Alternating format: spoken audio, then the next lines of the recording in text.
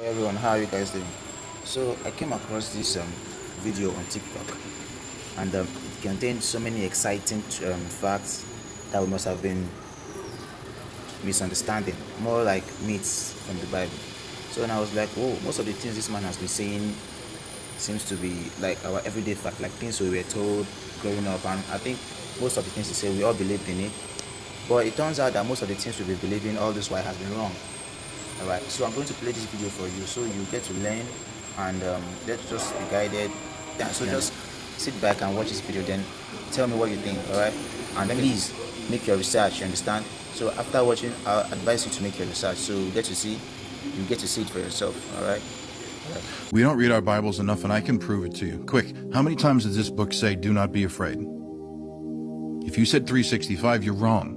I don't care how many times you've heard a pastor say it or how many times you've seen it somewhere, it's just not true. And anyone with an internet connection can look up Bible Gateway and search it for themselves and find out that even if you stretch the meanings of a lot of verses, you can maybe get to 200 and 220, somewhere around there.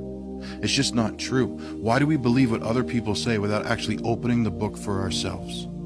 How many wise men visited Jesus? If you said 3, you're also wrong. I don't care what your nativity scene looks like or what you've heard.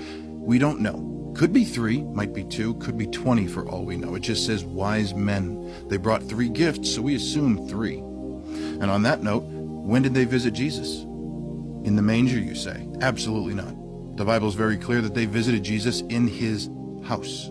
It was years later. Jesus was a toddler by the time the wise men showed up, but we still put the nativity scene out every year with the 3 wise men.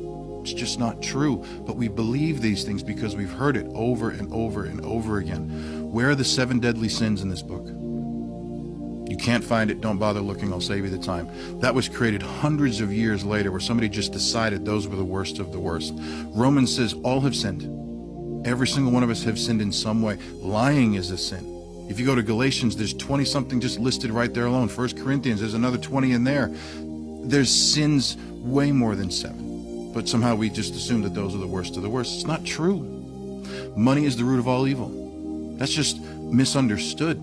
It's the love of money is the root of all kinds of evil. It's not that money is inherently bad. It's that our love of it, our idolatry of it, can lead us down some dangerous paths. But money is not the root of all evil, but we believe it because we keep hearing it. I got more. Who's in charge of hell? Well, it's Satan, right? Satan and his pitchforks and his pointy tail? Absolutely not. Over and over again, Jesus himself and other parts of the Bible say that Satan is in charge of this world. He's the ruler of this age. But in Revelation